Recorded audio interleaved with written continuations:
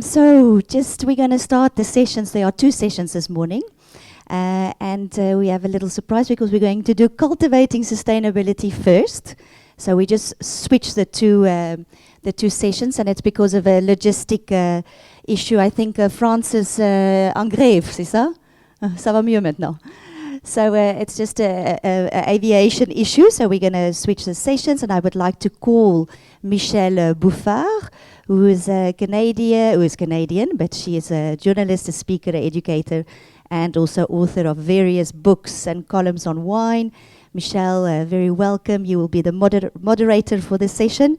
And joining Michelle, maybe not immediately, Rosa, but I think it would be nice to have you up on the stage. Rosa Kruger, who's viticulturist consultant in South Africa, and really a wonderful lady that we all learn from in South African industry, and I'm sure will add incredible value here today as well. And Monsieur Alain Malard, who's a viticulturist consultant in France, and which will give us the vision from the other side. Welcome, bienvenue.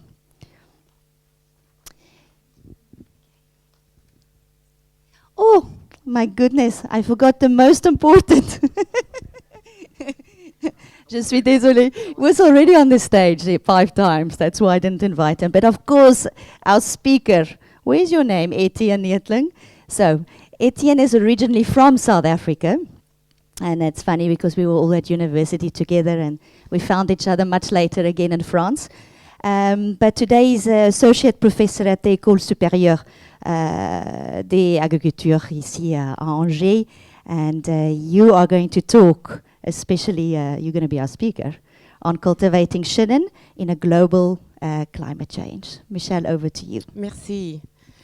Good morning, everyone. Bon matin, tout le monde. I will speak in English, and then I will talk to in French when I speak to Alain. It's a real pleasure and honor to be here this morning to open the first seminar. I was reading a scientist, David Suzuki, who's been researching on climate change for the last 30 years, and he was saying we used to talk about mitigation, and now, with last year being the hottest year on record, we've come to a point of non-return.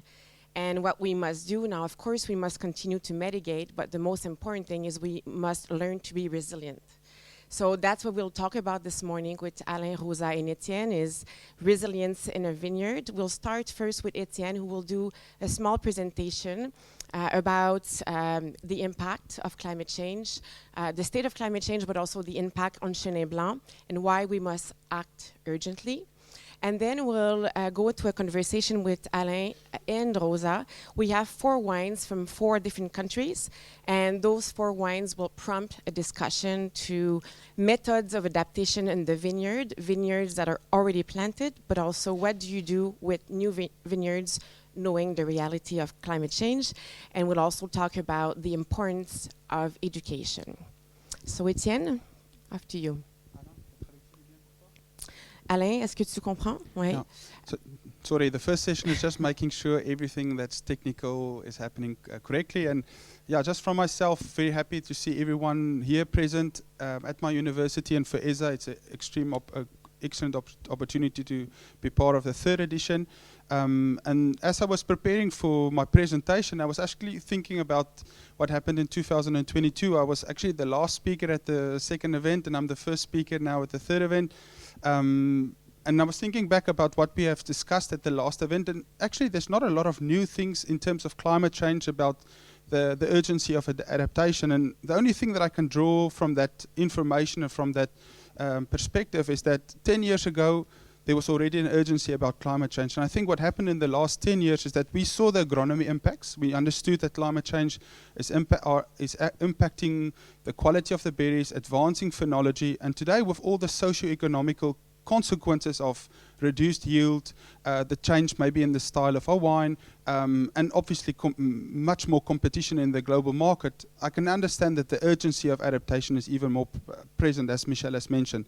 So I don't think there's a lot of new elements, but hopefully through the presentation and especially the feedback that Alain and Rosa can give us, people that are daily dealing with this. Alain is from the south of France, so very used to a very warm and dry Mediterranean climate, Rosa obviously in South Africa, and I felt that the two of them can give us a lot of good farming practices.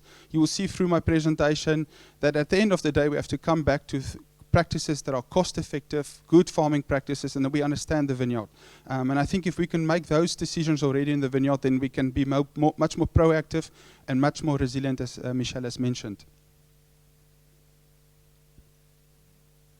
So, just a quick animation, no surprises, climate change is taking place.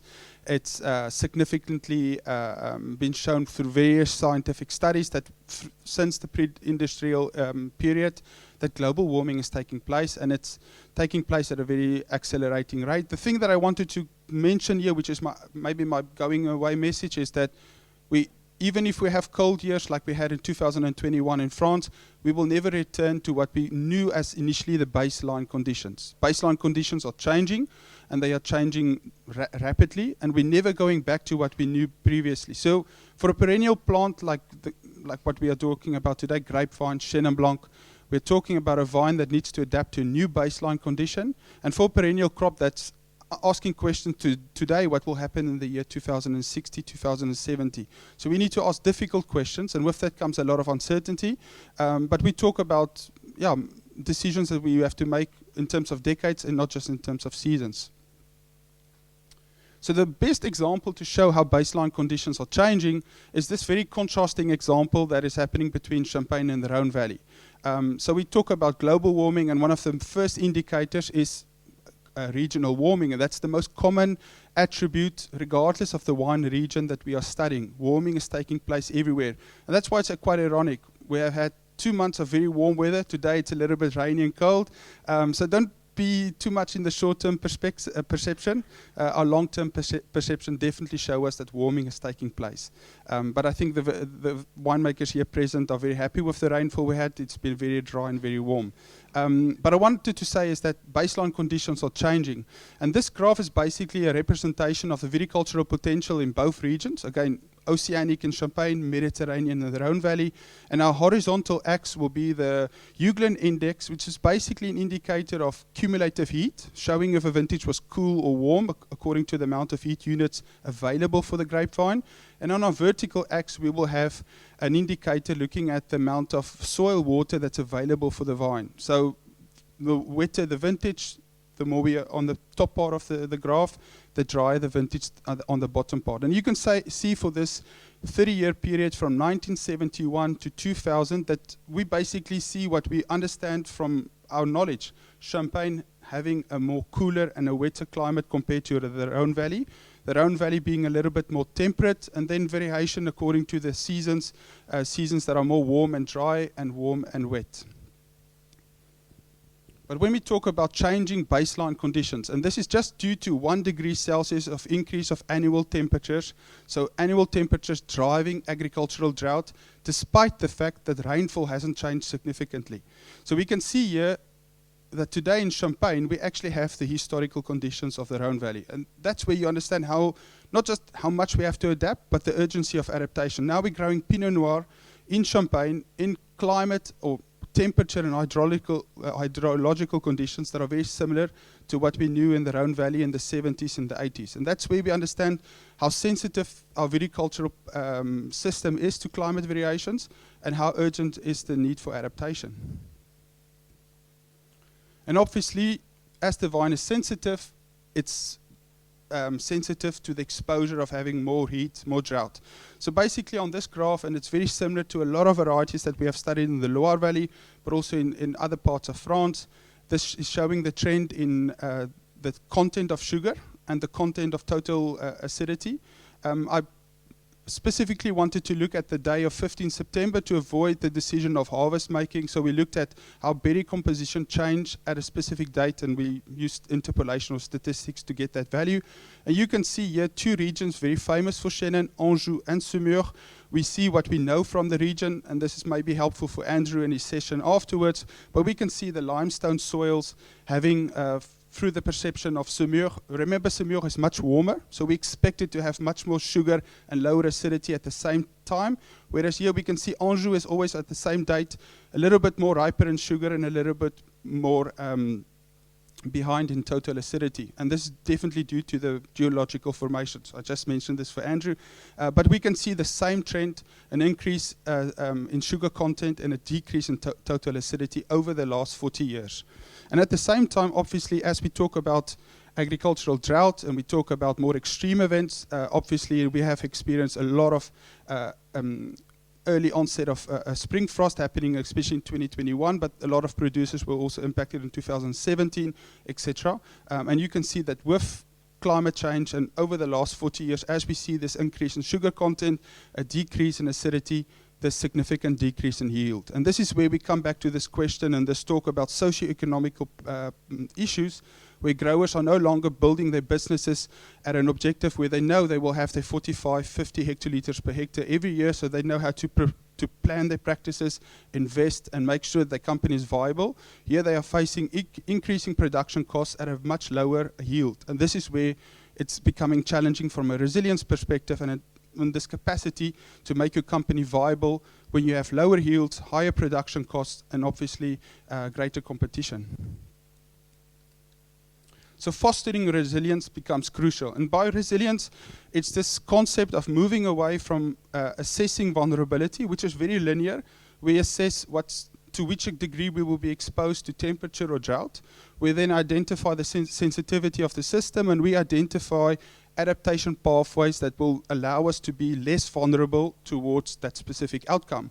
But it's very linear. And today we see that our climate is changing, yes, but it's also the degree of variability between seasons at the same time that we have this gradual rise in temperatures. So resilience becomes a concept that is very important, understanding that we will never be the best for a specific outcome, but we're planning for everything that's uncertain, every climate outcome that can happen.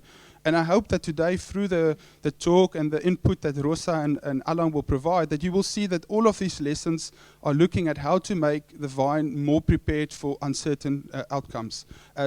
Can we anticipate a drought? How can we prepare the vine? If it's wet, how can we be flexible? And this degree of flexibility that's important in our practices to be as resilient as possible. And I say this because when we do a lot of the modeling of climate, obviously there's a lot of uncertainty. We use a lot of different climate models to get a signal that seems quite evident regardless of the scenario, regardless of the climate model that we use at global or regional levels. But we know rainfall is very uncertain, and it's one of those indicators that will remain very uncertain to model. And a great example is looking at ocean temperatures. No one anticipated in our model projections that ocean temperatures will warm so quickly. 2024 was the warmest year on record for ocean temperatures, and obviously that uncertainty or that unpredictability in the model led to a lot of models not predicting the flooding that happened over the last few years. Warmer oceans maintain more moisture, and this obviously release a lot of water vapor in the atmosphere. And if you think about South Africa in October 2023, they had a lot of flooding last year in Europe, in Australia, and Austria, and also in Valencia, obviously with the appellation of Utile Kenya. So we're talking about drought, and I will come back to my slide, but we see that there's a lot of unpredictability between preparing your vineyards for a drought and preparing it for excessive heat, for excessive rainfall. That's something that we need to anticipate, and it will definitely be a reality. And for the growers that are present here, we saw that between the year 2022 extremely dry and 2024 being extremely wet. And that, again, coming back to how a vineyard is designed, how do we buffer our vineyard for excessive water, but also excessive amounts of drought, and at the same time being able to have a stable production, meeting not just the quality requirements, but also the volume requirements. And there's two hypotheses. One is saying that regions that are wet will become wetter, and that's typically the regions that are already oceanic, more in the northern latitudes. Mediterranean climates will become drier. That's one hypothesis. The other hypothesis is saying that what we have seen in the past is that temperature will be fueling or driving evaporative rates and transpiration. And you can see on the right side of this presentation a work that was done by Professor Hans Schulz in Germany, in Geisenheim, showing us that progressively over time, the atmospheric, we can almost say it's the thirst, the amount of moisture that the atmosphere requires is increasing, and this is leading to much more drought, and even explaining maybe the wildfires we had in places like Australia and California recently. So coming back to Chenin, which is the focus of the celebration, coming back to how this variety will maybe respond to climate change. And obviously, we're not here to say that Chenin will not be impacted, but I think Chenin, and over the course of the next 3 days, as we celebrate the variety, as we taste through these wines, we will celebrate a variety that we believe still has a lot of attributes that makes it a very adaptive variety for climate change. Obviously, as Nariet has mentioned, we have to look at the global geography. That's our first indicator that shows us the phenotypic plasticity of this variety. So South Africa and the Loire is very important. Obviously, you can see on my slide that we also have a substantial amount of plantings in the US and in Argentina, and those 4 countries represent more or less 97% of the worldwide plantings. We have some new countries that are entering, where we are planting Chenin in unfamiliar places. India and Ethiopia, where it's the first cultivated white variety for wine production. So maybe in a few years, as we see quality wine coming from there, we will even see how far we can actually push the phenotypic plasticity of the variety. But I just wanted to show you the difference between France or the Loire Valley, the town of Angers and the town of Stellenbosch, just to give you an idea about the plasticity of this variety. So we took Chenin and obviously it adapted very well. I'm not very objective to say that the wine is good from South Africa, but I think we can all agree that the variety adapted, became a signature variety in South Africa, and today we have double the amount of plantings in South Africa compared to the Loire. And you can see on this comparison of seasonal conditions that South Africa is the 3-4 degree warmer climate analogy for the Loire, and at least 2 to 3 times drier during the season. I'm talking about the growing season from April to September in the northern hemisphere and from September to April in the southern hemisphere. Knowing even in South Africa most of the Chenin will be harvested quite early in the month of January and February. And a big part of this phenotypic plasticity is due to the genetics. And tomorrow we will have a whole session on genetics. Patrice Thies will talk about the study that they have done comparing clones. But I just want to show you that the phenotypic diversity that we have within Chenin Blanc, this is a table that we studied over several years. As you can see, there's several sites, several growing seasons. And we had more than almost 300 genotypes of Chenin. I don't want to say clones because we didn't test them genetically, but they are almost 300 selections coming from different places that we looked at the phenology over several years. And as you can see, we have a large range for flowering and especially for veraison when we are comparing the earliest and the latest developing. And this gives us hope in a context where we're looking for maybe genotypes that are later ripening. Rosa will maybe mention this, but having also genotypes that ripen early in a very warm climate is also beneficial. But we have a large biodiversity a pool that we can actually go towards and select genotypes that are maybe more tolerant towards heat and towards drought. And I say this because when we come back to the question of resilience, I just quickly want to tell you that a part of our vulnerability today is the fact that we don't use this genetic pool. You can see on this table, it's nursery declarations that they have to do at the national body. It's called France Agrimaire. And you can see since 2005, a few clones has been preferred. We have one clone, the 220, that represents 50% of our plantings. So that means the same genotype with the same bud burst date, the same flowering date, being sensitive to the same climate conditions. So we have 4 clones that cover about 90% of the new planted vineyards. So I'm not saying that by choosing more massal selections, more polyclonal selections of Chenin, we will not be vulnerable, but we will definitely be less vulnerable, spreading our risk and allowing genotypes to interact differently with the environment. And that's something that gives us hope and gives us adaptation solutions moving forward. And as Patrick has mentioned, the relationship with South Africa is very special. We have the benefit in the Loire to look elsewhere. And today you have varieties that are planted, or you have Chenin planted in much warmer and much drier climates. And not to go too much into the detail, because tomorrow Chris Alain and Pierre Menard will talk about that. But in 2023, IEV, with the help of the national body INRAE, planted the first genotypes that came from South Africa in our clonal garden. And these genotypes are coming from what we call Citrusdal Mountain in South Africa, the Skurfberg for those who know. So from a climate that's very warm and very dry. And they're all from old vines, from the Old Vine Project. So a lot of interesting scientific questions. Patrick mentioned this, the 2019 edition gave us a lot of research questions, and I hope that you and us, everyone that participate, We can draw a lot of interesting questions if they are agronomy, and Natalie will talk more about that on Tuesday, but if we can get a lot of interesting questions that we can actually put again into research, so that hopefully the 4th edition will bring even more answers towards our questions. And to make the transition with Alain and with Rosa, again, they will go into the solutions. I think there's just two things. When we talk about adaptation, we should always talk about the cost and benefit relationship. There's a lot of technical innovations that are possible, but only a few will be applicable. And I think what we see with this transition of adaptation is that a lot of people forget about this analysis, thinking about the grape grower that's giving just his grapes to the cooperative. Not everyone is playing in the same context, not everyone has the same market value, and if we don't analyze the cost and benefit relationship of adaptation, then it's like studying at the university. There's a lot of theoretical knowledge, but if we don't apply it, we will never know the practical knowledge. So the first thing is analyzing the cost and benefit relationship.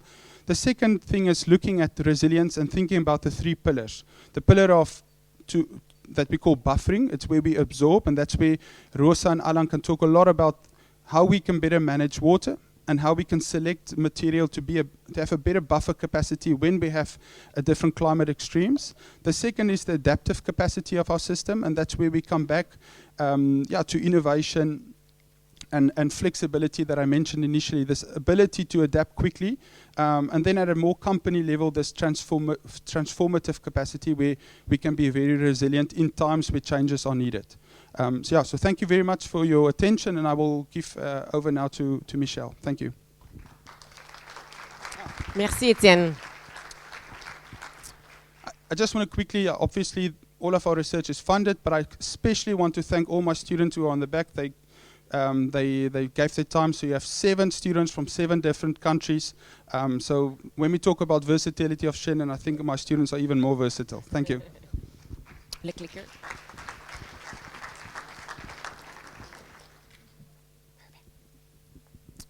Merci, Etienne. Tu veux garder le clicker? Ça va? Non, tu peux le prendre? Ouais. Etienne, before we start, I think you prepared a chart for us that we compare different regions and degree days, which I think will be very interesting to look at. Yeah, just to give more context for the tasting. So 4 wines were prepared, and we selected, the first one will be from Anjou, from the producer Emmanuel Augeron. The second one will be from Argentina, from the Patagonia region, Rio Negro, from the producer Matias Riccitelli. Each one will have the technical information. The third one is from the California, from Rococo Wines, and the winemaker, she's here, Natalie Brown. And the fourth wine is from South Africa, from Ken Forrester, from Stellenbosch, and Sean Matthijsse is also present here. And I just wanted to draw this table because obviously we taste different vintages, but again, if you think about the viticultural practices, we have to put it into the regional context. So looking at long-term data and how they compare. And basically you can see that from Anjou to Stellenbosch, we have that 4-degree increase in annual temperatures, which are also displayed on the amount of growing degree days that are available for the vine. Total annual rainfall, remember, in the Loire, it's oceanic, so it's spread over 12 months, more or less 50, 60 millimeters on average per month. Where in South Africa, though, that amount of rain will be concentrated in the winter months, meaning that the summers will be extremely dry, similar to California, which will have a Mediterranean climate. And as you can see, our second wine comes from a very desertic climate, very low amount of rainfall that takes place, and both the wine number 2 and wine number 3 are own-rooted old vines, and I hope that you enjoy the tasting. Merci, merci Etienne. I will speak in French to Alain. Etienne will be looking at a translation on the phone because it's quite technical and we've noticed that it's not translated properly. So we might interrupt the conversation and go back to make sure that we translate properly. Alain, I'll be speaking to you now in French. Alors Alain, c'est intéressant parce que le premier vin, en fait, c'est 2022. Donc, un des millésimes, le millésime le plus chaud jamais enregistré dans la Loire. Ce qui est assez intéressant lorsqu'on déguste le vin, en fait, c'est qu'il y a une fraîcheur impressionnante qui n'est pas du tout indicatif de la chaleur. Est-ce que tu es le mieux placé, en fait, pour évaluer ce qui se passe dans les vignes dans un contexte de changement climatique? Est-ce que tes observations sont alignées avec ce que les scientifiques nous disent? Alors, donc, ce qui se passe, c'est que lorsque lorsqu'une vigne qui vit à l'extérieur, Alain, plus proche, d'accord. Lorsqu'une la vigne elle vit à l'extérieur, nous on se met à l'abri. Donc elle est obligée de trouver des parades. Et si la vigne est aussi capable de s'adapter, c'est parce qu'elle a certaines qualités qui lui sont propres, notamment un élément majeur qui est l'acide tartrique. Et à partir de cette observation, ce dont on peut se rendre compte, c'est qu'une vigne qui va être écimée tous les ans, s'adaptera plus difficilement qu'une vigne qui n'est pas écimée. Et pour l'avoir constaté depuis le début des années 90, lorsqu'une vigne n'est pas écimée et qu'il fait très chaud, de façon surprenante, eh bien, elle est capable de savoir ce qui s'est passé et donc de s'adapter. Et l'année suivante, elle va produire beaucoup plus d'acide tartrique que sa voisine qui a été écimée. Et le résultat de ce travail, The word assess was not correct. So what Alain was talking about was, instead of trimming and each year coming in and removing the shoots, that's word esime. When you let the vine naturally grow, and it adapts to its environment, then it actually learns how to face warmer and drier conditions.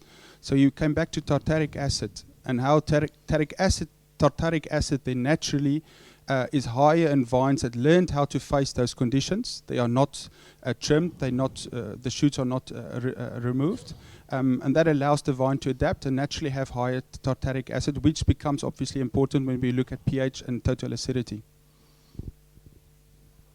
Et donc, on se rend compte en fait que lorsqu'on arrête de couper, la vigne apprend du climat du moment, et l'année suivante, elle va être capable de produire beaucoup plus d'acide tartrique. Alors, c'est d'autant plus important que l'acide tartrique, c'est la base en fait de la vigne. C'est la base du vin. C'est une plante avec laquelle on fait du vin parce qu'elle a de l'acide tartrique. Et pour vous donner juste un petit exemple de là où on peut arriver, moi j'ai une parcelle donc, de vigne qui est dans le sud de la France et qui est en pleine garrigue, donc au nord de Pézenas. Et cette parcelle qui n'a jamais été écimée depuis le départ, qui a maintenant 8 ans, quand j'ai ramassé les raisins en 2024, année chaude aussi, et puis là-bas c'est tous les ans que c'est chaud maintenant, et donc j'ai ramassé des mous qui pesaient un petit 13 avec 5,5 g d'acidité, dont 9,5 g d'acide tartrique. C'est un niveau que je n'avais jamais vu à la récolte, quand phénoliquement c'est mûr et quand physiologiquement c'est mûr. Et ça, c'est quand même intéressant de se rendre compte que, effectivement, souvent on croit bien faire. On se dit, si je coupe, je vais réduire l'évapotranspiration. C'est pas faux. Mais si je coupe, je vais faire pousser plein de choses à l'intérieur du végétal. C'est-à-dire, au lieu d'avoir un apex, je vais avoir 5, 6 apex de plus. Just when the French people are talking about acidity, and it's a good transition, they talk in sulfuric acid. So if you want to correlate that and relate that to tartaric acid, you have to more or less multiply by 1.5. So when he said 5 grams per liter of total acidity, that was expressed as sulfuric acid, which will be more or less 6.5, almost 7 total acidity as an expression of tartaric acid. Alain, donc, en fait, ce que nous dit, c'est qu'il y a plein de méthodes pour aider la vigne à s'adapter. Est-ce que tu peux, on a des images qui s'en viennent, en fait, où tu vas nous montrer quelles sont les méthodes que tu as mises en place pour que la vigne s'adapte dans un vignoble qui est déjà planté. Parce qu'après, Rosa va nous parler de qu'est-ce qu'il faut prendre en considération lorsqu'on plante un nouveau vignoble. Et là, toi, tu vas nous expliquer qu'est-ce qu'on doit faire pour s'adapter lorsqu'on a un vignoble qui est déjà planté. Alors, on va... Parfait, merci. Alors, là, on est dans un village du sud de la France qui s'appelle Polan, qui est connu parce que c'est le siège social et il y a l'usine Iri France qui fabrique les gros enrouleurs. Et donc, cette commune, donc à ce moment-là, je m'occupais de... Il faut parler dans le micro, comme ça. Oui, ça marche mieux. Je m'occupais d'un vignoble avec mon fils, donc à ce moment-là. Et donc, là, on est en 2019, c'est l'année où dans le sud, on a eu le 28 juin, entre 45 et 47 degrés pendant 5 heures. Derrière des journées qui étaient déjà à 38-40, mais en fait, d'un coup, la vigne, elle n'a pas trop aimé. Et là, on voit une parcelle, effectivement, qu'on conduisait donc avec des couverts végétaux, qui n'est absolument pas essimée, qui n'est pas touchée, et qui n'est pas touchée depuis le départ, c'est-à-dire depuis 2017, dont on s'en occupait. Donc, on la voit là au mois d'août 2019. Elle n'a pas l'air d'être à l'agonie, et elle n'est pas arrosée. Et on la voit ensuite au niveau des grappes à la même époque. Et alors là, c'est quand même assez étonnant. C'est qu'on se rend compte d'une chose, c'est que lorsqu'on n'essime pas la vigne, il y a un deuxième effet, j'aurais tendance à dire un deuxième effet qui se coule, c'est que les grappes grossissent comme si on avait arrosé. Et pour l'avoir testé sur d'autres cépages comme le chardonnay, on se rend compte qu'en fait, si on a des stress hydriques alors qu'on essime, les grains qui vont rester petits au moment du grossissement des baies, là où on a essimé, ne grossiront jamais, alors que les autres gonflent comme s'il y avait de l'eau. Alors, est-ce que quand on estime, on ne serait pas en train d'empêcher la plante de faire son cycle normal, c'est-à-dire produire des auxines, mettre en réserve, produire des auxines, mettre en réserve, et puis nous on arrive, on ne sait pas où elle en est, et on coupe. Et peut-être elle était en train de faire des auxines, et on va l'obliger à continuer à en faire, parce qu'on vient de couper, ça va repousser, ou peut-être tout simplement, elle était en train de mettre en réserve, on lui a dit stop, t'arrêtes, tu fais des auxines. Et ça, c'est un acte qui est ennuyeux. Alors c'est vrai qu'en plus, on se rend compte quand même que quel que soit le cépage, qu'on soit sur des pores retombants ou qu'on soit sur des pores érigés, si le rameau de vigne n'a pas de support pour s'accrocher, il s'arrête de pousser. Il s'arrête. Alors, il faut trouver des solutions, effectivement, pour maintenir cette végétation suffisamment haute pour pas qu'elle nous dérange, pour qu'on puisse passer éventuellement avec un tracteur. Mais il faut surtout se dire que couper, c'est stimuler la croissance. Et le tressage peut poser un problème certaines années, quand il pleut en particulier, parce que si on tresse la vigne, elle continue de pousser parce qu'on lui donne un support horizontal, mais c'est un support. Et là, c'est ennuyeux. Par contre, si on la laisse droite, dès qu'elle a fait 40 cm au-dessus de 2 fils, par exemple, qui viendraient la tenir, elle s'arrête. La même vigne est capable de faire des rameaux de 10 mètres et des rameaux de 3 mètres. 10 mètres si elle a un support, 3 mètres si elle n'en a pas. Voire même moins. Alain, tu as aussi une parcelle expérimentale qui est intéressante. Si on peut aller à l'autre photo. Ah, voilà. Alors, cette parcelle est intéressante parce qu'elle est en pleine garrigue, c'est celle dont je vous parlais. C'est vraiment la garrigue, avec les chênes à côté, avec les ronces pour seul voisinage au départ. Et ce qui est intéressant, on voit la parcelle avec les deux premières photos, c'est la même vue. Avant qu'on commence à s'en occuper, c'est-à-dire qu'on l'aide à garder toute l'eau qui tombe et toute l'eau qui ruisselle, puisqu'il y avait des moutons à cette époque-là qui pâturaient, donc rien ne poussait. Et ce qu'on a fait, c'est qu'on a fait ce qu'on appelle des keylines, c'est-à-dire qu'en fait, en suivant une ligne clé sur une ligne de niveau, on a fissuré le sol avant de commencer à semer. On a pendant 2 ans, 23 ans même, 14, 15, 16, on a semé un couvert végétal qui a poussé, grâce à ces fissures où l'eau pouvait rentrer et rester, sur des pluviométries qui sont entre 400 et 600 mm maximum suivant les années.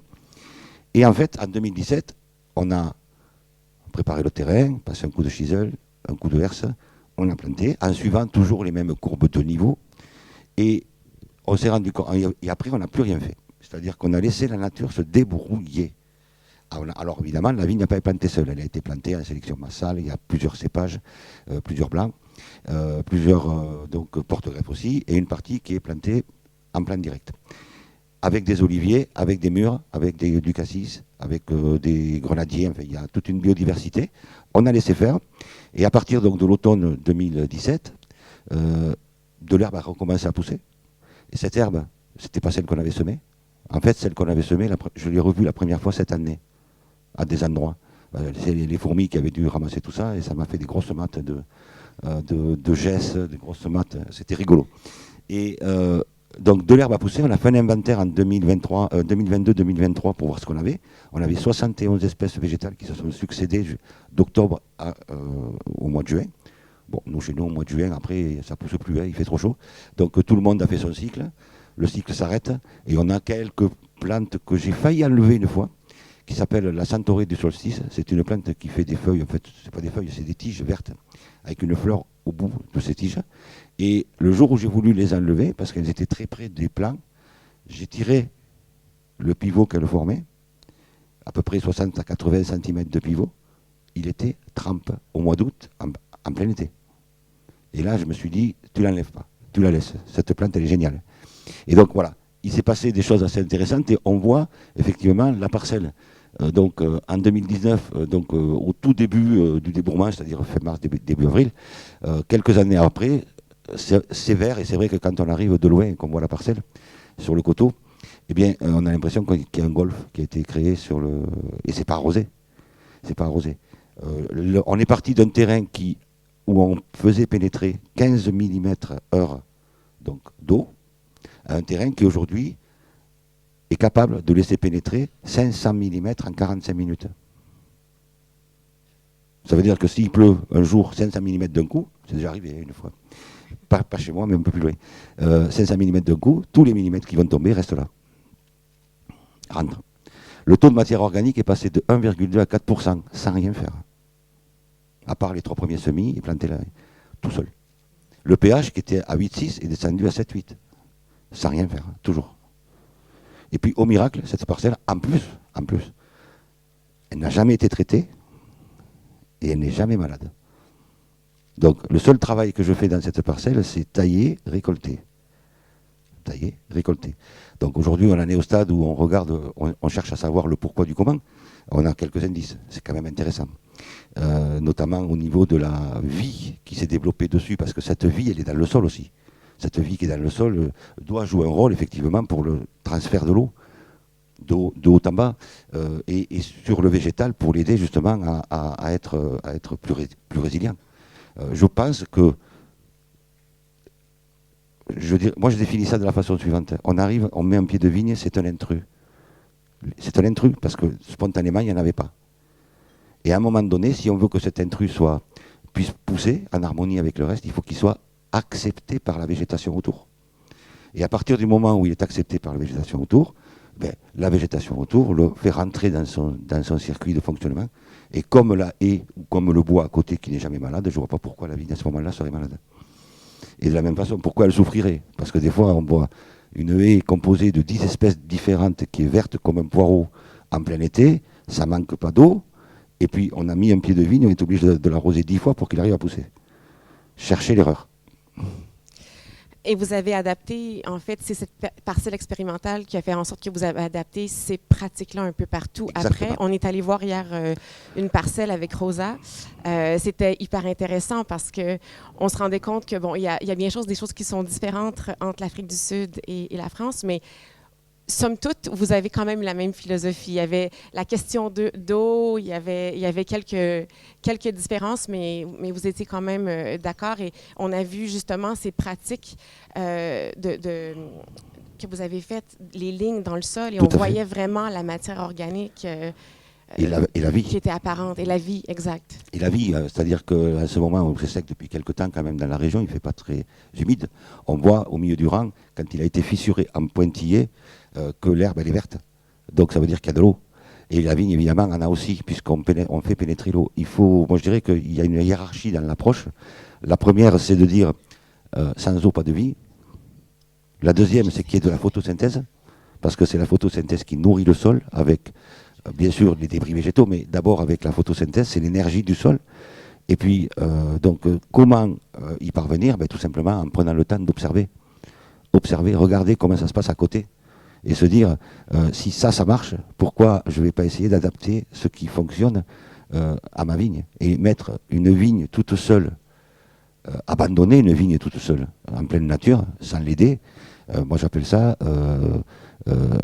c'est un meurtre. On tue la vigne.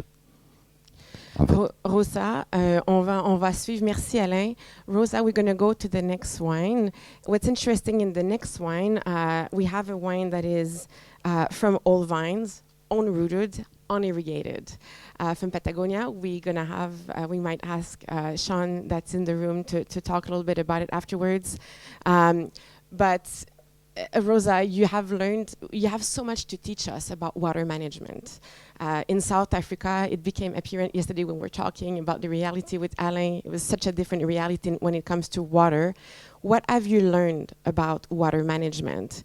and what did the Old Vine taught you? Because you're the founder of the Old Vine Project. What did the Old Vine teach you about it? Thank you, Michelle. Thank you, everybody, for inviting me here today. And thank you to all the South Africans that are here. Michelle, we know in South Africa, just to come back to climate change, can anybody hear me? Is it this the right way of holding it?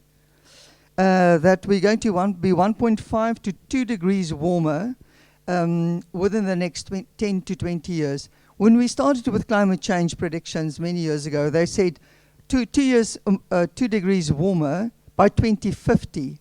Now they say 1.5 to 2 degrees warmer by 2035. That's in 10 years' time. Am I correct, Etienne? So it is a catastrophe waiting for us. We're going to be 2 degrees warmer, but we're also going to have 30% less water. So in a place like the West Coast, where we have 300 millimeters or 350 millimeters of rain, we'll end up at 250 millimeters of rain. And that's almost unsustainable for viticulture.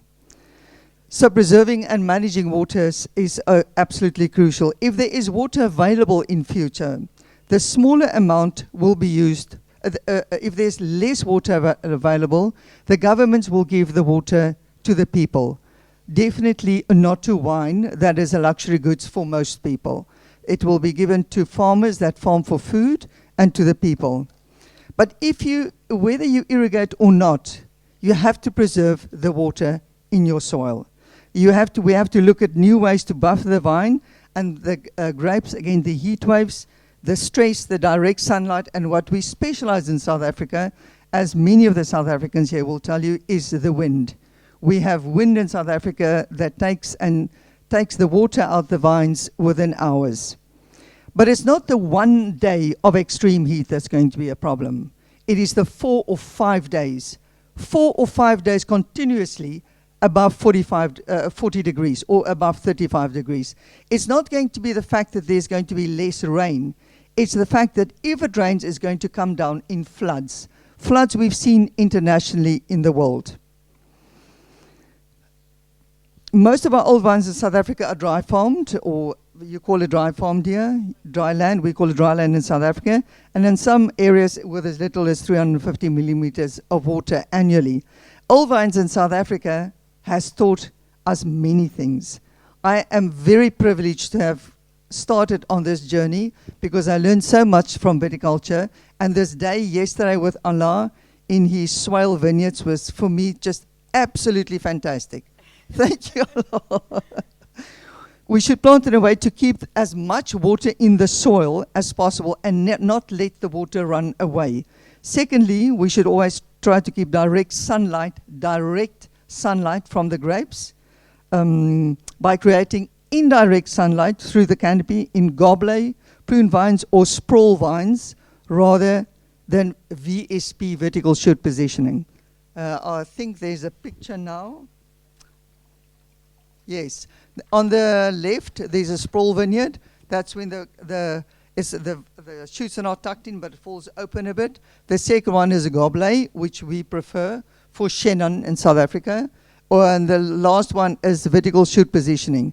I know there's some varieties that you can only do vertical shoot positioning in the past, but I think that's not the ideal system for South Africa. We know that one of the reasons old vines survived in the world, and I talk from a South African perspective, of course. We know that one of the reasons they survived is because of the effective and dense root system. Humus acts as a reservoir for soil moisture. It creates more roots and a denser and more effective root system. Healthy soils, and this is what Alain spoke about as well, healthy roots planted in healthy soils gives you a fighting chance against climatic extremes like heat waves. The reserves of each plant is stored in the roots of the vine and also in the stem or the wood structure above the soils. These reserves are built mostly in the period after harvest. That's when the vine builds its reserves. We promote building soil health with compost and annual cover crops. In this way, the plant have access to the nutrients naturally caught in the soil. We know that mulch and under the vine in the middle of the summer will lower the temperatures in the top layer of the soil during the heat waves. The mulch will store more moisture, it will stop weeds, that you don't have to use herbicides, and if planted on slopes, a mulch like this can help to stop erosion. Humus helps to fight compaction, and I see in France people don't talk about compaction. In South Africa, compaction, because our soils are so old and so acidic. Compaction by tractors, especially if you're organic and you have to spray Bouffard after rain, is a huge problem. And of course, humus helps to fight compaction and gives food to the microbial life in the soil. You can build a soil health, you can build soil health by using less herbicides, insecticides and pesticides, and always try to use less synthetic fertilizer or nitrogen. It is just about restoring nature, moving closer to nature. We're not working with a factory, we're not building bricks, we're not making plastic, we're working with living, and I can almost say human beings. This is a picture of a mulch on the left, other side. The left, that was when we just sowed it, about 3-4 weeks after sowing the cover crop. That will be our month of April. And on the right, that is the same cover crop in September. That's how high it gets. That's a friend of mine, Jean Ray. If you have enough water for irrigation, it is essential to irrigate as little as possible if your aim is to produce quality wines. There's more talk about this across the world at the moment.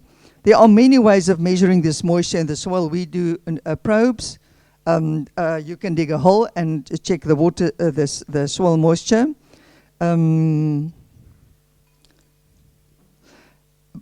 Soil probes or measuring equipment just helps you not to guess and not to irrigate too little or too much if you do irrigate. Some years we only irrigate post-harvest, as I mentioned, and once or twice maybe during the season, because we do not have rain in summer like you have. We mostly have rain in winter. Using too much irrigation makes, and we established that when we did a congress or a seminar in Bordeaux, Etienne and myself, using too much water makes the vine lazy and produce a thin, diluted wine. Using too much water for irrigation, using too much nitrogen from a bag is growing an artificial vine. And I totally agree with Alain in that regard. We want a vine to grow in its own strength from the soil and the sunlight and from healthy soils. I think I'm almost done. Yes. Thank you. Can I taste the wine, please? You can taste the wine. And while you're tasting it, I know we're tight for time, but we do have Sean in the room. I don't know where you are, Sean. Yes, hi. Do you want to say a few words about viticulture? Sorry. The Fort wine, sorry. So now that you've had a sip, what do you think? Nice freshness? Lovely. Yeah. We did a tasting in Montreal with Etienne where we had 12 different Chenin Blanc blind from around the world. We're asking people to try to put where they were from. And people were quite surprised how difficult it was because there's that freshness and brightness that you keep regardless of where the Chenin Blanc is planted. And I think we find that in that wine. Rosa, Alain has talked about adaptation in existing vineyard. Yes. You actually work a lot with growers to start from scratch. What advice do you have when someone starts a vineyard from scratch in the context of climate change? Very good advice is do your homework. Just stick to the basics and do your homework. There's a lot of technology available these days on how to plant and where to plant and what to plant. We normally start with a GIS study that gives you 15 different images of your farm, solar radiation, north, south, east or west facing, where the water flows, which is really, really important, the altitude, the direct sunlight, etc., etc.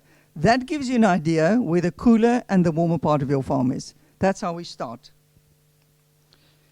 We have to really do our homework before we start planting. The second thing we will do is we'll look at a soil. In South Africa, we have very good soil scientists, and we do a lot of soil mapping because our soils are so varied and so different. That's a typical soil map. So you'll design your vineyards not in square blocks, but according to the soils and the aspects of your farm. Thirdly, we will work. We've started working. We've done 8 farms like this in South Africa from scratch. We will work with what Alain calls swales. Etienne told me that in the intellectual or academic fields, you call it hydrological keyline design. We just call it working with contours. It's a fantastic way of capturing all the rainwater that falls on your land, capturing it, putting it into a dam, and reusing it, so we don't lose water. We don't have to pump water from elsewhere, because in South Africa there's a system where there's big dams centralized all over, and the farmers have access to those dams. So they use electricity to pump it from the bigger dams. This way you can increase your water on your farm, and you don't have to pump it or use foreign water. Is there a pointer here? Etienne, the blue lines is a contour wall. This is a vineyard designed around the natural lay of the land, the natural contours of the land. The blue lines is a contour that takes the water away softly. It doesn't run away too fast. It goes softly towards the dam. There in the left-hand corner, there's a dam. If that dam overflows, it flows through a beautiful, I anticipate this is not built yet, we're busy with it, a wetland. And a wetland is a fantastic way of adding biodiversity to your farm. There's place for animals, for insects, for frogs, for birds, for chameleons, for mongoose, for all sorts of life, which adds life to your farm, because a farm should be a living entity. It shouldn't just be a factory. Our soils in South Africa, unlike yours, are very old and acidic, much older than the soils of Europe. And erosion for us is an enormous problem if water is not managed properly. When you have a flood, a cloud burst, you have erosion and you lose your topsoil. We really have to manage the flow of water in rainstorms. The climatologists forecast, and we see already, that we are more likely to get floods in future. Less water, but if it rains, it's likely that a mass of water will come down in a short time in my country. If you plant against the slopes of the mountains, like we often do in South Africa, contours is a great way to harvest your rainwater, stop erosion, lift the entire water table of that slope, and preserve soil moisture. Even the grain farmers use contours on flat land, use contours to prevent erosion in their fields that are not, even those that are not steep. Where it is too steep or too wet to plant, we will use that area to create a green belt or a corridor for other forms of life and small birds. This is another farm. If you could just go to the previous one, Etienne. This we can do. You can plant this by higher density, Echala, higher density goblet, or you can even plant it in rows, VSP rows. This is another design we've done with all the green belts. All that water goes to the one side and it goes to your dam, and you reuse your own water. How's that for sustainability? And this is what it looks like. This is in Swartland. This is where I live. This is like 350, 400 millimeters of water annually. We reuse all the water that falls on the land. There's another picture, that's just another picture from above. Those are blocks of vines, goblet, planted 1.5 by 1.5, and every 8th row, there's a road where the tractor sprays from, and then every 3rd block, there's a green belt for animals. This is a fantastic Google image. I live right there in the corner. This is my neighbor. He's a very traditional old South African farmer. When I started with contours, he said, you talk nonsense. I won't believe you. I don't do what you say. And then I said, well, let's just try it. And on the right, he made the contours, as you can see. And on the left, just show us the place where the erosion took place, Etienne, and that white line. This was plowed, the contours were made, and 3 days later there was a storm. 30 millimeters of rain in one day. And on the left there where the point is that it was 2 meter deep dongas where the soil just washed because there was no contour stopping it. Where on the right there was absolutely no erosion. All the water was caught and taken down to his dam. And then there's a last picture. This is what that looks like now. This is that design. Now, so many people, I'm sure, I saw Jamie Good is here. Were you, Jamie? Yes. I saw people ask me, so how do you spray it? Well, we spray it like this. With a overhead spray like that. Those are bush vines. That's the same vineyard. And we've, in 15 years now, on the neighboring farm, we've had no problem with oidium or mildew, any of the mildews. Rosa, can you expand on that? Because yesterday you were talking about soil compaction and how in France they don't talk so much about it. But you were showing when you spray from the outside, it means that you're not going within the row and compacting the soil. Nobody goes between those vines. Only human feet. No tractors. No tillers, nothing. That is untilled soil where we use a mulch or we just sow seed. But I see Etienne is urging me on. We're running out of time. The last slide is one thing we do in South Africa that I really, really think is quite clever. We started planting with the direction of the sun. So we will look at the sun. If we do VSP, which I don't like, but if we have to do VSP for Cabernet or Chardonnay, we will plant with the direction of the sun. So the sun goes over the canopy in the middle of the day, and you do not get direct sunlight from either side on the grapes. The study was done in Australia years ago, where they found that a grape that hangs in the sun is 15 degrees Celsius warmer than a grape that hangs in the shade. So that poor grape cooks ripe. It doesn't become ripe. That's it. Thank you. Michelle? Thank you so much. Back to you. Rosa. Thank you so much.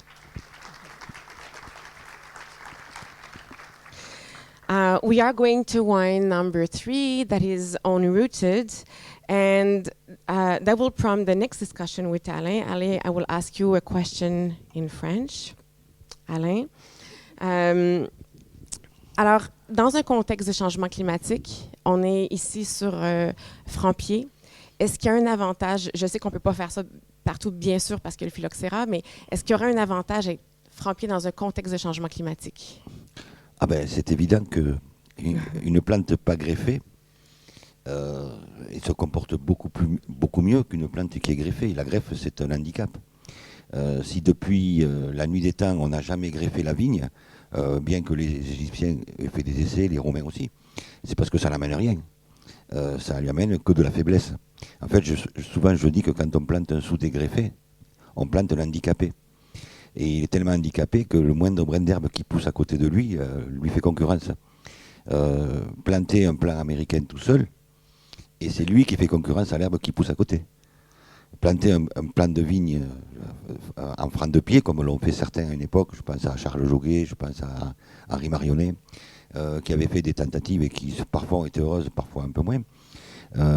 Et ça pousse tout seul, avec des racines à tous les étages. Il y a aujourd'hui un domaine à Bordeaux qui plante, parce que lui il est dans les graves, il est à l'Andiras, Loïc Pasquet qui fait ses racines lui-même. Et quand il les plante et quand il les sort de terre, il a 2, 3, 4 étages de racines. Et il est déjà à 1 mètre de profondeur alors que le plant n'a que 2 ans. Et quand vous avez à greffer, quelles sont les méthodes que vous privilégiez donc? Alors, c'est vrai que la greffe oméga, honnêtement, c'est une greffe qui est géniale pour le pépiniériste. Parce qu'au lieu de greffer 1000 pieds par jour et par personne, il peut en faire 5 à 6 000. Ça, c'est le top. Sauf que si c'était fait toujours par des pros, ça ne serait pas forcément un grand problème. Le problème, c'est que ce n'est pas forcément fait par des pros. C'est beaucoup d'amateurs qui sont là parce que intérimaires pendant la greffe. C'est facile, c'est mécanique. Mais la greffe oméga n'est pas une greffe qui respecte le sens de la fibre. C'est-à-dire on greffe les parties horizontales. C'est pas logique. Une greffe, elle doit se faire dans le sens de la fibre, de manière à ce que le mariage soit parfait. Avant, on ne faisait pas comme ça. Avant, on plantait ces porte-greffes, on les laissait pousser et on allait greffer dessus. Voire, éventuellement, pour se simplifier un peu la vie, on greffait sur table, mais on faisait ça à la fente aussi, ou voire à l'anglaise. Franchement, la meilleure des greffes, c'est celle qui se fait sur site. Quand un pied s'est bien développé, qu'il a bien raciné et qu'on vient dessus poser un greffon à la fente qui va, dans 99% des cas, réaliser une greffe parfaite. Et est-ce que vous pouvez parler, parce qu'hier on parlait, vous me disiez que en fait vous prenez souvent vos porte-greffes au Portugal, oui, parce qu'ils sont plus longs. C'est ça, c'est-à-dire qu'en fait, le problème c'est qu'en France, la mécanisation des pépinières fait que un plant qui mesurerait plus de 18 cm en France ne pourrait pas pousser. Parce que une racine en dessous de 18 à 20 cm de profondeur ne se fabrique pas. C'est trop profond dans le sol. Donc en fait, les Portugais, qui eux ont des vrais problèmes de manque d'eau et qui ont besoin de planter des plants en profondeur, ont mis en place ce qui existait déjà quand les Romains faisaient leur frein de pied. C'est-à-dire que, sachant qu'on ne peut pas mettre le talon à plus de 18 cm de profondeur, ils produisaient leur plant couché. Donc on avait le talon qui racinait et les entre-nœuds du porte-greffe qui racinaient aussi, donc 2-3 étages de racines. Et ces plants-là, qui font 50 cm entre le haut et le bas, voire 60 des fois, ben ils ont l'avantage qu'on peut les planter jusqu'à 40-45 cm de profondeur. Et à 45 cm de profondeur, quand on a les 3 racines principales qu'on a gardées qui sont là, ça manque pas d'eau. Et c'est ça qui est important. Et en fait, on donne un avantage. Et on donne un avantage, c'est que ce plant-là racinera plus vite. Et comme on le greffe que 2 ans après, on le laisse pousser. On le laisse bien raciner, bien s'enfoncer. Et ça, c'est 90% de l'adaptation aux conditions climatiques. Un système racinaire profond. Dans le sud de la France, j'avais un grenache et un cinceau dans un terrain de terrasse villafranchienne. Donc il y avait à peu près 8-9 mètres de terrasse villafranchienne et l'argile dessous. Ces parcelles avaient plus de 50 ans. Donc il y a longtemps qu'elles étaient sur l'argile, bien tranquilles, les racines bien allongées, là où c'est humide. Quel que soit le temps qu'il faisait, cette parcelle, elle faisait le même rendement, la même qualité de mou. Jamais il y avait un décalage d'une année sur l'autre. C'est des parcelles qui faisaient en gros, parce que nous on parle en tonnes dans le sud, 9 tonnes à l'hectare, et qui étaient capables effectivement d'avoir des mous toujours stables. Même acidité, même degré, sans monter en puissance, trop. Et ça, c'était parce que le système racinaire était descendu jusqu'à l'argile. Mais pour en arriver là, il a fallu que le vigneron avant moi, il plante un porte-greffe, qu'il attende patiemment 2 ans, 3 ans, qu'il vienne le greffer ensuite, pour que ce système racinaire existe. On n'a malheureusement pas la possibilité sur la vigne de planter des pépins. On ne peut pas. Parce qu'on ne sait pas s'il y aura du raisin, et puis en plus on change le cépage. Donc un nouveau pépin, c'est un nouveau cépage. Donc on n'aura jamais des vignes avec un pivot, ça n'existe pas. Donc si on veut que ça descende, il faut vraiment travailler dans ce sens-là. Et donner un maximum de chance au plant pour qu'il racine. Et ce n'est pas nos sous-dégreffés handicapés qui savent le faire. Et ça, c'est une évidence aujourd'hui. Surtout en plus quand on fait des remplacements. Hein, ou quand on va remplacer des manquants. Là, c'est même pas la peine d'y penser. Le plant, il met 8 ans à faire un raisin, s'il le fait. Et donc on dépensait 30 à 40 euros par pied tous les ans pour rien, quoi. Pour rien du tout. Si, pour rester dans l'appellation, parce que s'il y a trop de manquants, on n'y est plus. Merci Alain. We have a beautiful wine there. There's beautiful richness, but it's so salty. Like there's the acidity, but the saltiness is really balancing well the wine. Rosa, you were mentioning something yesterday about you have a lot of experience tasting with old wine, and you said to me there's something that it's always there in the wines when the wines are old. Yes, they internationally they talk. I'm not a winemaker. I don't want to be one. I'm very happy to do my wines, but they talk about a perceived freshness. There seems, even if there is a higher acidity, and Dr. Etienne is here. We'll talk about that tomorrow. She's done a fantastic study almost 10 years ago. It was done again so recently, and not to that same. That was not Etienne, sorry, that was Johan Berger that did the study that showed the difference between old wines and young wines. The older wines at the same ripeness have a higher acidity and a lower pH. Matthijs and Sean, we've done a study with him as well that showed exactly the same on Grenache and Chenin. So there is, even if there is not a high acidity, there's still this perception of freshness from old wines. Which brought me to the next question, and we have the winemaker in the room from this wine, so I know we're running out of time, but we'll make sure that we go and say hi afterwards to learn more about your wine. But Rosa, this prompts me to the next question to you is, when we look at Chenin Blanc in the context of climate change, and for example in South Africa where there's so little water, it would seem almost that Chenin Blanc could be a threat, but it's not the case. So do you think Chenin Blanc is a threat, or it's a really good position? No, I think Chenin Blanc is in a very good position. I must just say, always when I come to France, I'm humbled. When I come to the Loire, and I think this is where Chenin was born, I'm really humbled. But then I go back to South Africa, and I think you can now come learn from us in South Africa about how to fight drought and wind and the heat. But thank you so much for inviting me here today. We have in total 86,000 hectares of vine in South Africa, much less than you. We have 5,000 hectares of old vines, and that's older than 35 years, which has been confirmed by the OIV recently, that's the age of an old vine. And 30% of our old vines are dry farmed. Chenin in my country, Chenin Blanc, have shown to be more resilient than most other varieties against climatic extremes. It's known to be also more wind resistant than some other white varieties, and I'm sure the South Africans here can confirm that. More resistant than other white varieties like Sauvignon Blanc or Chardonnay, and it can also more naturally grow old. We don't see much Sauvignon Blanc in South Africa that's old, but we see a lot of Chenin Blanc. This might have to do something with a goblet pruning system, but that's the discussion for another day. It can grow in any kind of climate and any kind of soil.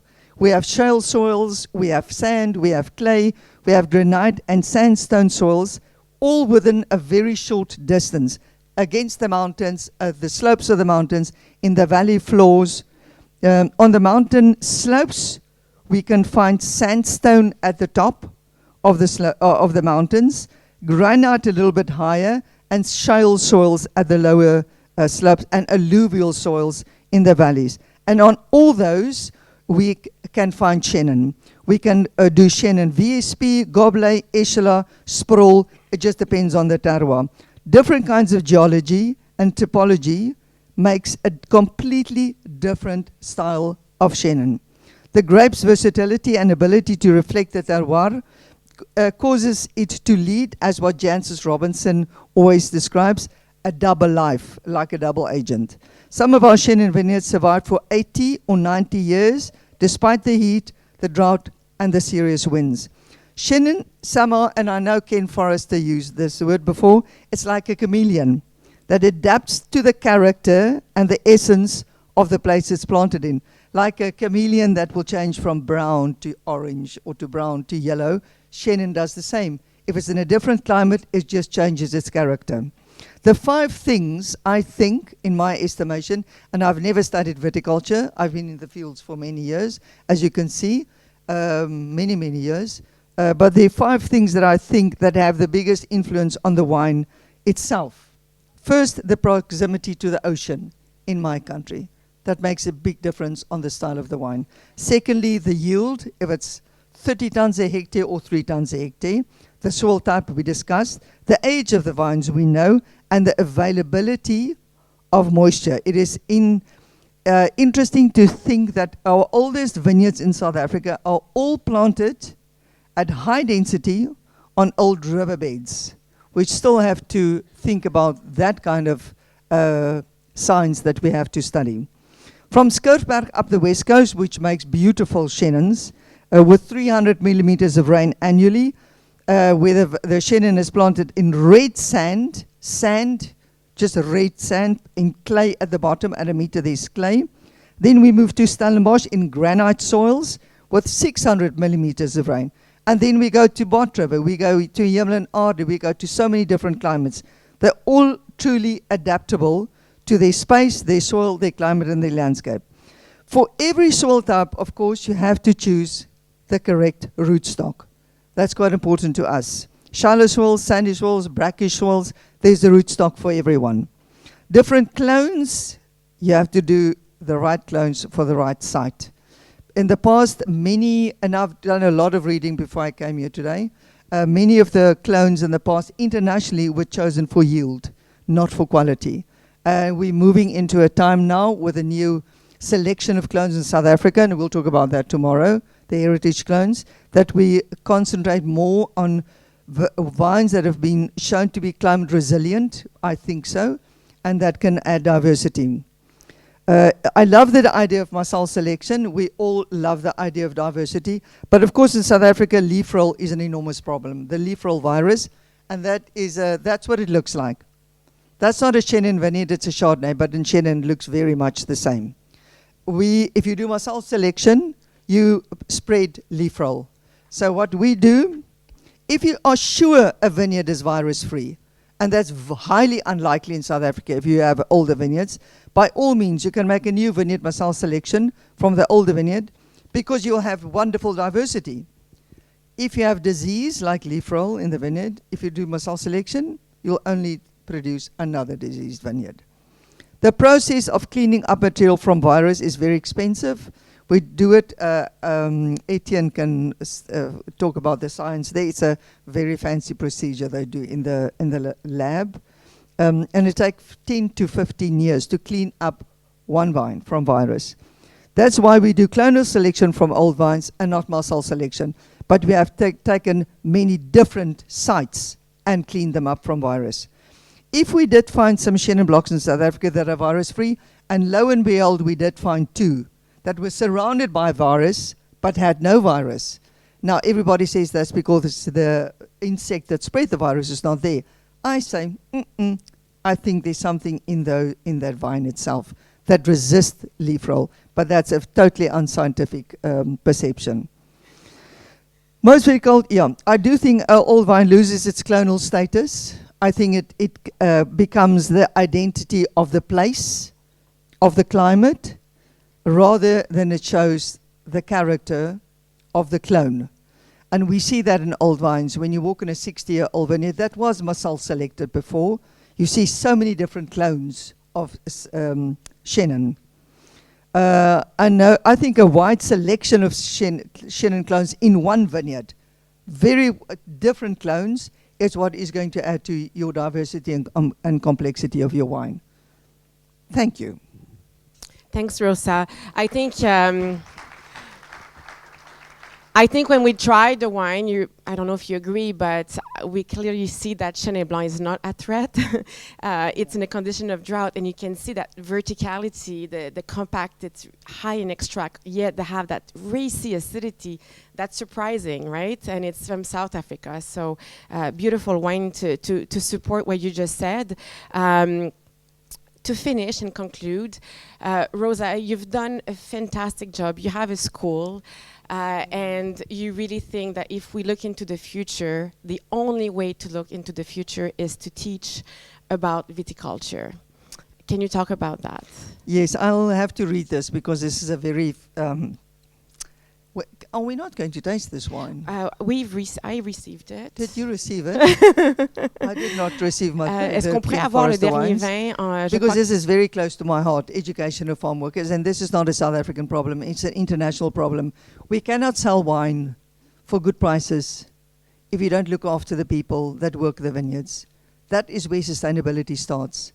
For and I don't say that we have to give money to people. I say educate people, that they do better viticulture. In the light of climate change, and we see the challenges. We see how hard it's going to be to really make good wine that in a heat wave can still keep its acidity. So your viticulture really will have to be spot on. And you cannot have foreign people, seasonal migrant labor working in your vineyards that are not trained. I don't say don't use migrant labor. I say when you do, try to bring the same people back to the same vineyard every year. And I'll just read this. The skills and the education of people working in the vineyards is a huge concern in most wine producing countries in the world today, also in France. In the old days, the people from the town or the local people used to prune the vineyards and clean the vineyards. Now it's different. Now we get people from elsewhere. Many wine producers use seasonal and migrant labor, and they sometimes don't have the knowledge and the culture of vines and viticulture. If you really want to talk about sustainability, it's such a lovely word. We have to be sustainable for everybody, also the people that work in the vineyards. These workers need to earn a wage that can sustain the children, the elderly, and the whole family and community. For them to do proper viticulture, they need to be trained and, if possible, come back to the same vineyard every season. That is where sustainability should start. And we spoke about this at length yesterday. Proper viticulture is a skill. It's almost a talent to really understand a vine, to be able to look at a vine and know what to do with it. If you follow a recipe, I don't think you're going to be sustainable in the future. I really would like people to, in my country, most of all, to support training and education of farm workers. Thank you. Thank you so much, Rosa. Thank you. Question? 5 minutes? Thank you, Etienne. Thank you, Rosa. Merci, Alain. We have about 5 minutes for questions. Do we have any questions for our panelists? If you want to stand up, and we'll come to you. No questions? The timing is perfect. Thank you so much. Merci. Merci. So if there's really no questions, it's always like this for the first session, but it means we're in perfect timing, which means that you have a little coffee break now. And please be back at 11:15. And please sit where you are seated now. You have to come back to your same spot because we're not changing the glasses. À tout de suite.